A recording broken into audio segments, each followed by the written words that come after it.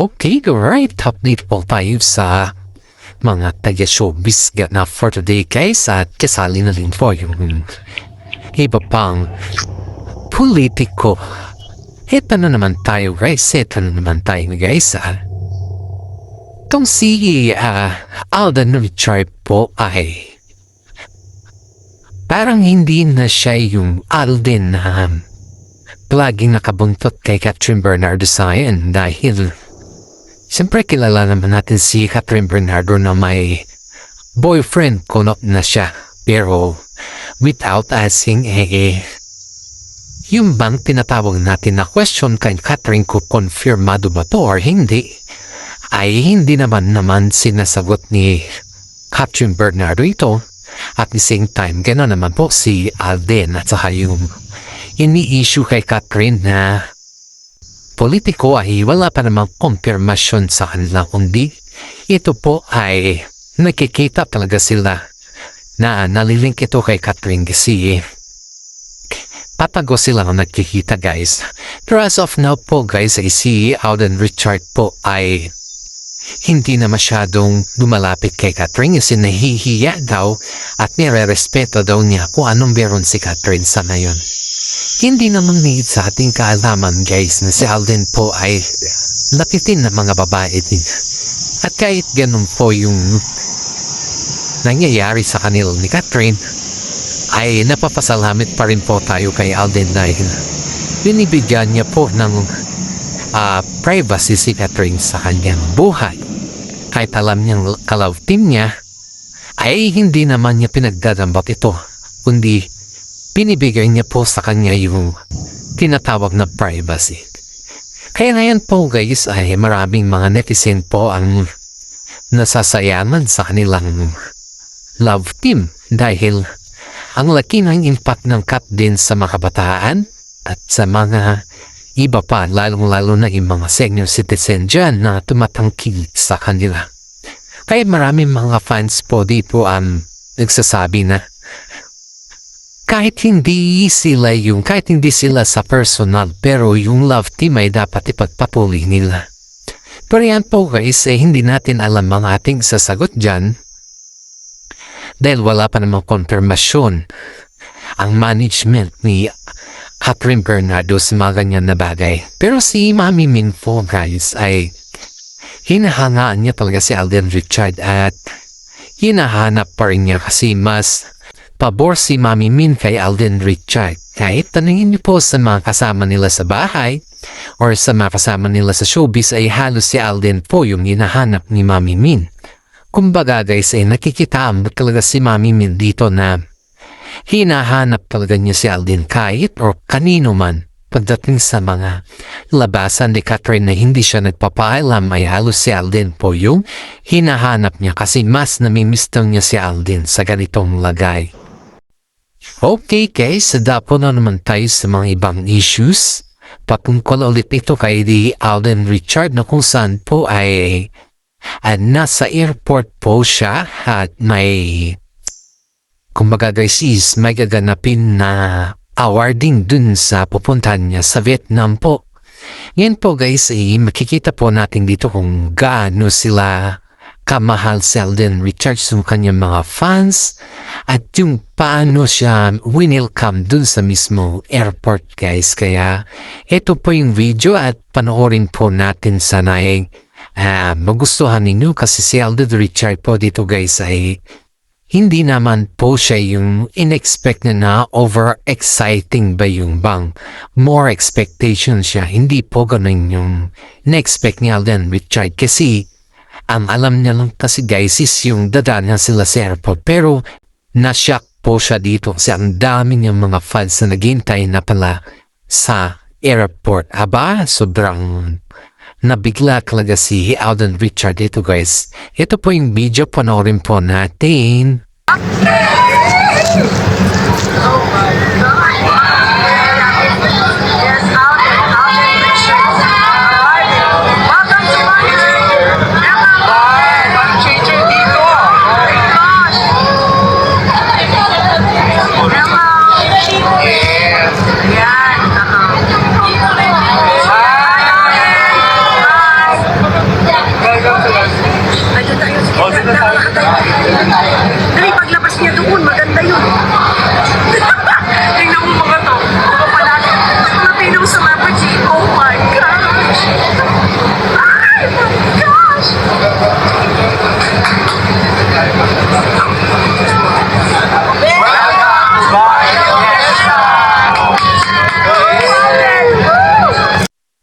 po guys, si Alden Richard po dyan guys. At kaya naman po guys, ang daming nagmamahal kay Alden dahil patuloy po siya na minamahal din niya yung kanyang mga fans. Marami din dito guys ang nagsasabi na overprotective po si Alden sa kanyang mga fans, which is totoo naman yung mga sinasabi nila guys na overprotective po si Alden sa lahat ng kanyang mga fans guys. Tara naman tayo guys, at ako naman po tayo sa video po ni Alden Richard kung saan po ay pinapakita po niya dito kung gaano siya kagaling. I mean ang dami ito na endorsement guys, kaya panoorin po natin tong video niya dahil sikat na siya talaga guys. Sobrang sikat na si Alden. Mas lalo pa po siyang sumikat sa ngayon. Panoorin po natin yung video ni Alden Richard dito guys na kung saan po ay may bago po siyang in-endorse at ito po yung video guys. Yan to Novaliches High School Batch 2025. This is Alden Richards and I would like to congratulate everyone for a very successful and of course full of hard work na pag-aaral. At sana marating niyo ang pangarap niyo sa buhay. I'm an advocate for education. Good job guys. I mean sana this would be a start for you guys and good luck sa college. Siyempre panibagong hamon yun para sa inyo. So I'll see you very soon. I see all of you very soon. Good luck and God bless you. Congratulations. Yan po siya guys, sa Novaliches High School po, kinongratulate po ni Alden Richard yan guys dahil lang dami po talaga niya mga binibisita ng high school at sab din po siya sa mga sponsor po dyan guys. At alam naman din natin guys na si Alden Richard po ay matulungin din siya, hindi kagaya ng mga ibang mga actor or actress na sikat na hinahayaan na lang po yung mga needs na tulong na hinayaan na lang po kasi ang gusto lang nila guys is yung mapasikat lang, pero yung tulungan yung mga taong sumusuporta sa kanila wala po silang spirit na tumulong. Mga lang po siguro. Mga bihira lang yung mga artista na kagaya ni Alden Richard na willing talagang tumulong guys. At alam naman po natin yan na sa kabila ng kahirapan or sa kabila ng nagsimula na masal din sa wala, ay alam po niya yan kung paano niya i-treasure ang mga bagay-bagay na yan guys. Kaya napapasalamat po yung mga fans na tinulungan ni Alden Richard sa mga endorsement, sa lahat-lahat dahil napakabait ni Alden at may takot din po siya sa Diyos. Kaya mahal na mahal po siya ng kanyang mga fans. Okay, dadapon naman po tayo kay about kila Julia Barreto at saka si Gerald Anderson guys. Time back na update kila Julia Barreto at saka si Gerald Anderson guys ay nagkasama ulit po sila sa kanilang mga pictures. Ibig sabihin po niyan guys ay hindi po sila nag-iwalay. Pero may mga rumors po guys na si Gerald Anderson daw po ay hinubog ata si Julia Barreto. Ayan po kasi yung cryptic post ng nanay ni Julia Barreto sa kanyang Instagram guys na parang nasasaktan na or bagayis. Sobrang higpit ata ni Gerald kay Julia guys dahil sa damdaman naman ni Julia Barreto guys, sino ba naman ang hindi magsinis sa lahat ng mga ka-love team niya, diba? Siyempre guys, kapag si Gerald Anderson po ay nagsiselos, alam naman din natin guys na ang age nila ay sobrang laki ng kanilang agwat. Pero hindi naman siguro sa laki ng agwat yung intindihin natin dito guys, kundi yung maturity ng isa't isa sa kanila. Pero ayon dito sa ating legit na sources na kaibigan po nila ay parang nakakaroon ng malabuan na sa kanilang relasyon. Pero hindi lang kasi nila ito inaamin sa publiko dahil syempre 6 years ba naman or 5 years na silang may relasyon guys ay mahirap naman na bitawan yung mga ganun sa publiko. Dapat nagkaroon sila ng privacy at yun po yung kanilang ginagawa guys na Hindi po nila binubuksan sa publiko ang kanilang relasyon kundi parang pinapakita lang po nila na okay sila pero yung katotohanan is may konting diferensya sa kanilang relasyon is. Pero si Gerald po ay hindi niya sinasabi o pinapanggit na wala na sila ni Julia Barreto. Pero pagdating naman kay Julia guys ay wala naman siyang binabanggit pero ang dami niyang cryptic posts na pinupost at parang yung mga update ni Julia sa ngayon ay bihira na lang silang nakikita o nagkakaroon ng picture o nagkapantin si Gerald Anderson. Kasi si Gerald po guys ay may bago sa movie na about dun sa father of Sinata yun. Yung movie ni Gerald Anderson na kung saan po ay hapalang-hapala siya dun. Pero kay Julia Barreto naman po guys ay busy po siya sa pag-endorse. So, dami niya mga endorsements sa ngayon guys. Kaya medyo yung mga oras nila ay hindi nagkatagpo or mga, kumbaga guys, is very complicated. Pero maraming mga sabi-sabi guys na may konting halitan na yung dalawa. Kumbaga is medyo may konting labuan na yung kanilang relasyon. Pero hintayin lang po natin guys na sila mismo magsasabi. Ayaw po natin pangunahan sila dahil pag tayo ay sabihin na pinapangunahan natin yung kanilang decision ay baka tayo naman po yung balikan nila. Kaya nasa kanila na po yan guys kung i-confirm nila or hindi ay nasa kanila na po yun guys. Pero sa atin lang po dito ay nag-update po tayo sa kanila. Eto tayo na naman guys sa politiko po. Punta po tayo sa politiko guys. Ayon dito sa ating narinig kay VP Sara Duterte guys na palat at buto na lang po si PRRD ang pinakamamahal nating Pangulo. Aba naman guys, wala palang ebidensya bakit nakapunta sa ICC, bakit dun sa ICC din naman. Ano ba ang pansa ngayon? Ano ba yung role ng administrasyon sa ngayon?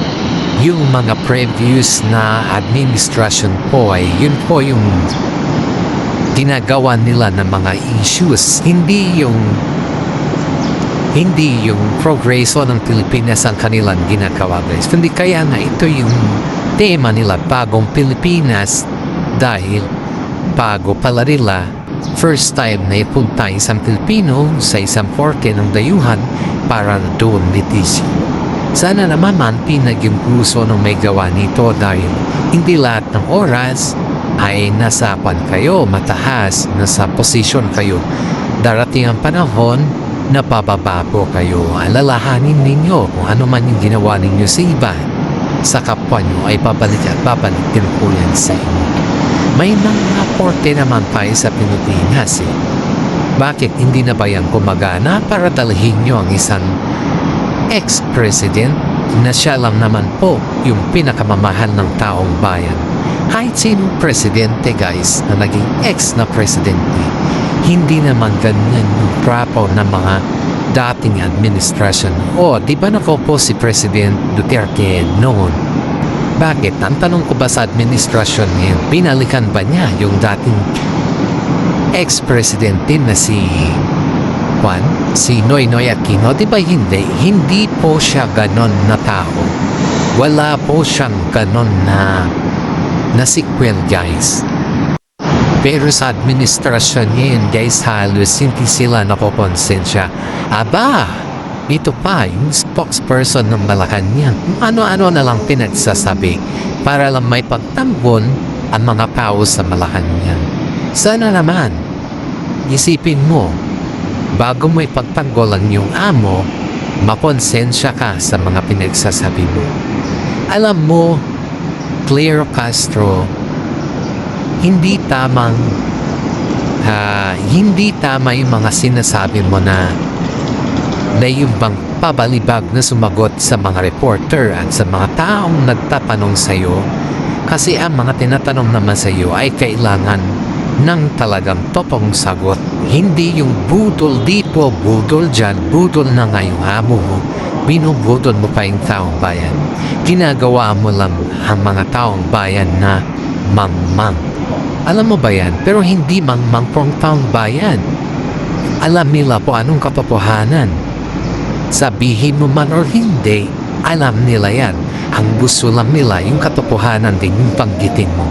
Hindi yung gumagawa ka ng kung ano-anong palusot dyan para lang papagtakpan ang kamalian ng Malacanang. Hindi man lang tayo na konsensya. Noong nagkaroon ng warrant of arrest si Imelda Marcos, ex-First Lady, nanay mismo ni Bongbong Marcos, hindi ba nila dun ba ay pinasok ba sa ICC? Hindi. Diba? House arrest yung nangyari sa kanya. At dun pa siya mismo sa bahay niya na-detain. Hindi siya na-detain sa mismo dun sa police station. Ganun ka-special si Imelda Marcos kay Duterte dahil alam niya may edad na siya at nahawa siya. Sa ganun naman na edad, saan naman naramdaman ni Bongbong Marcos yung ginawa ni Duterte sa kanyang ina. Pero anong ginawa niya, guys? Pinagluklok po niya si President Duterte sa ibang lahi at dun po sila usigin. Sa ngayon po, guys, ay ayon dito sa kay DOJ ay kay John Vic na wala daw ebidensya, nasira na daw. Aba, milagro naman yung pinagsasabi mo na nasira. Sira na pala yung ebidensya eh. Bakit hindi niyo papabalikin si Pangulong Duterte, di ba? Yung mga palusot ninyo, guys, na yung mga ganyan na inuuto-uto ninyong tao. Pero darating yung panahon na ikaw din ang ninitisin, Vic Romulia. Kaya na, di ba nagkasakit ka? Si Bongbong Marcos yung nagpasyo, hindi ka man lang pinag-resign eh, di ba? Sa hospital nga, nagsasahod ka, pera pa ng taong bayan yan. Hindi ka man lang nakonsensya. Yung pang-hospital mo, siguro, pera pa yan ng taong bayan. Hindi ka man lang nakonsensya. Nasa hospital ka, nakaswero, nagsasahod ka pa rin. Aba, anong klaseng special to? Anong klaseng pambubudol to? Siguro dahil sa mga ganyan na nangyayari sa iyo na hindi ka pinag-resign, todo tanggol ka kay Bangat. Siyempre naman, hamon mo yan eh. Tingnan natin kung hanggang saan po kayo tutumutong pinaggagawa ninyo. There is always a rainbow after the rain. Alam niyo yan.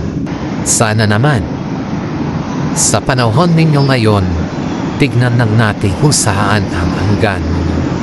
Maraming mga netizen po ang gustong pababain na si BBM, pero itong si BBM, walang utang na loob at ayaw niyang bumaba. Kasi once na bumaba yan, guys, hindi niya na kayang linisin ang kanyang pangalan at dadiretso na yan sa kulungan. Alam nila yan.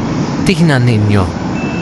Pagkatapos ang lahat, makikita ninyo kung saan pupulitin itong administrasyon sa katiyasan ng kanilang bodo. Alam na natin yan, guys, kung saan sila pupulutin. Kaya hanggang dito na lang po yung updates. Maraming salamat at God bless po sa ating lahat.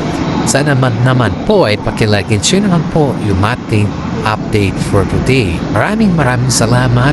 God bless po.